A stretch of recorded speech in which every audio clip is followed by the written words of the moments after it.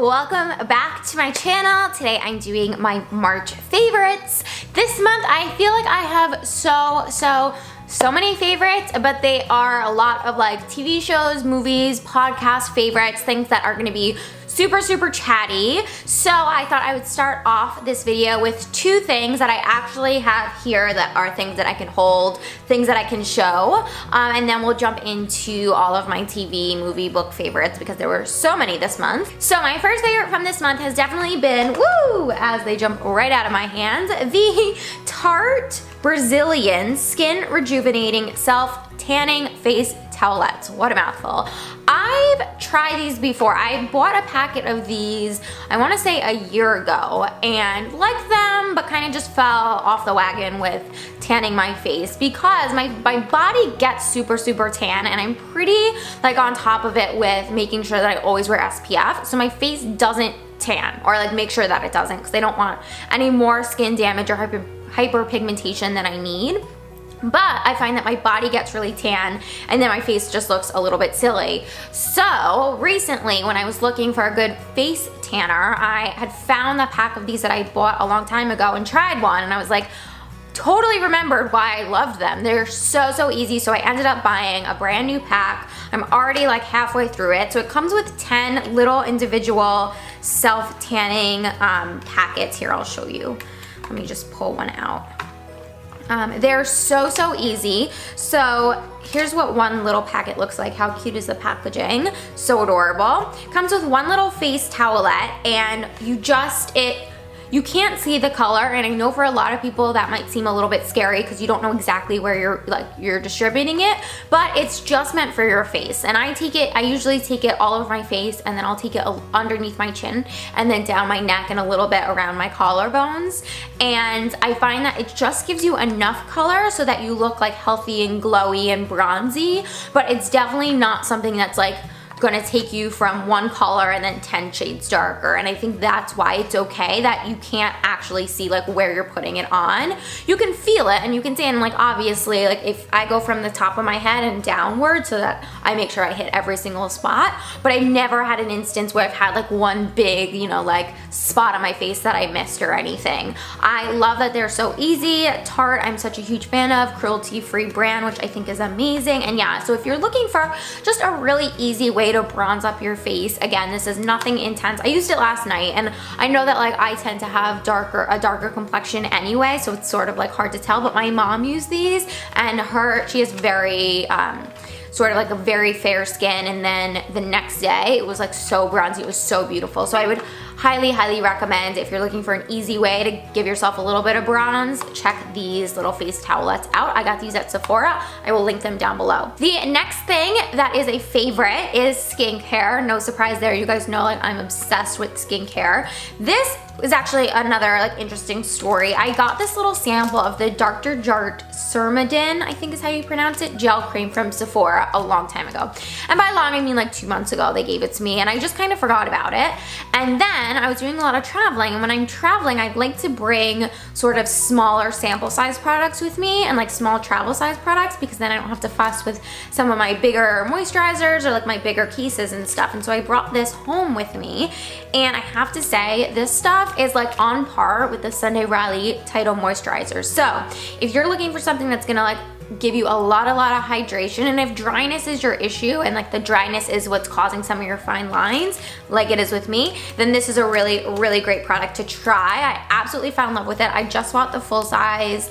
Should be coming any day now from Sephora, and yeah, it's such a great gel cream. It has a little bit of a medicinal scent, but it goes away right away and it doesn't bother me. It comes with like, it's a gel cream, and then it has like these little white, I want to call them microbeads. They're not microbeads, but they look like little white microbeads. It almost looks like, when I first started using it, I was like, are you sure this isn't an exfoliant? Because like that's sort of how it felt. Not gritty wise, but it almost felt like a cleanser. And I think it's the gel consistency that sort of makes it feel like when you put it on, you're like, are we sure this isn't soap, like, or isn't some sort of cleanser? But it kind of melts right into your skin. All of the like the little white dots go right into your skin, and it's just such a comfortable gel cream. And again, I would definitely like put it on par with the Tidal Moisturizer by Sunday Riley.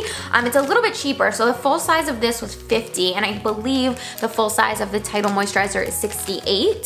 So if you're looking for something that's a little bit cheaper than the Sunday Riley Tidal Moisturizer, but just as effective, I would definitely check this out. So I had so many favorites from this past month, I had to rate them down. And again, like most of them, those are my 2 like beauty favorites, and then all of the rest of them are more lifestyle.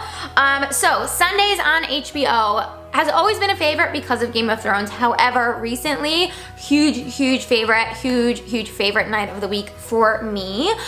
Sundays on HBO now consist of Girls, Crashing, and Big Little Lies. Big Little Lies, I'm obsessed with it. It is the show. It's the new little mini series with Reese Witherspoon, Nicole Kidman, and Shailene Woodley. I was never a huge Shailene Woodley fan before, to be honest. I didn't see Divergent. I didn't see like that whole series.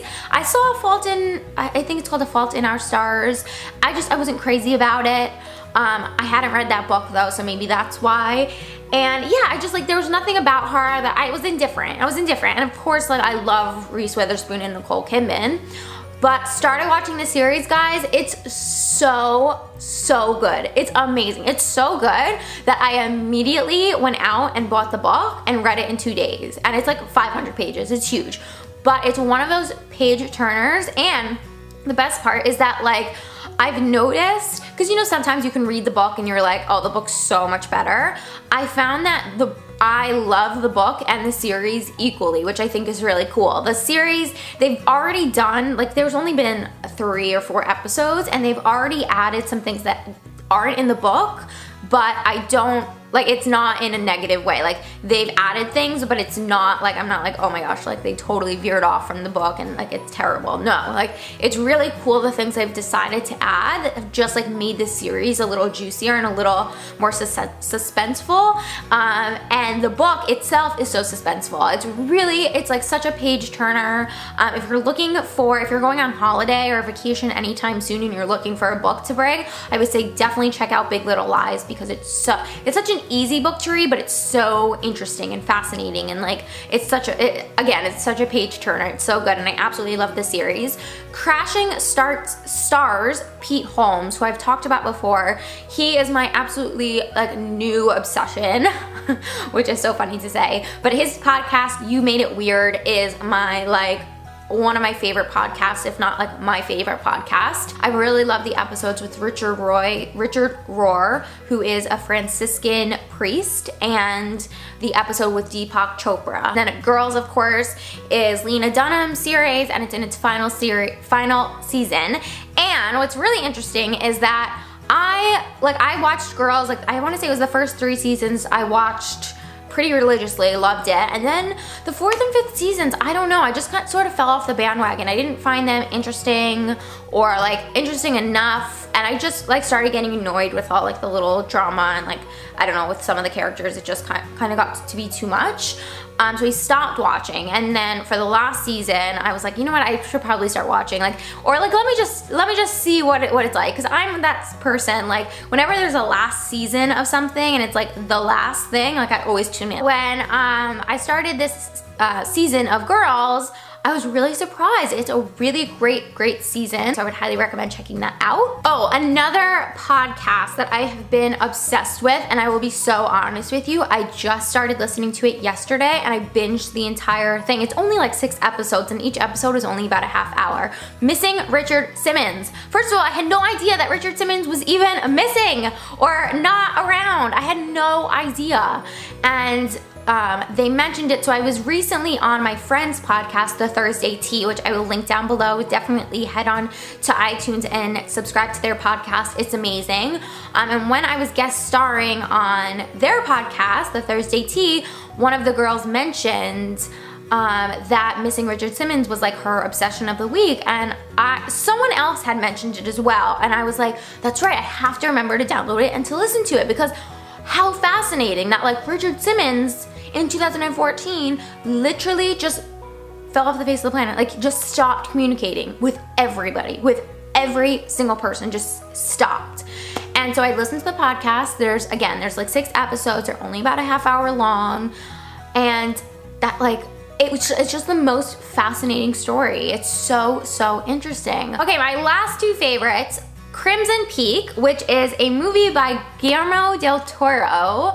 That movie came out about 2 years ago. However, it is now on HBO. You can watch it for free. And my mom, my husband and I, and my dad stayed for a little bit, but we sat down and watched it the other night. And that is like, for me, it's my type of horror film, if that makes sense. Like, I can't do the whole Saw, or like, I can't do those like slasher, gory, like really bloody horror films. I can't do those. Like, it's too real for me. It's too scary.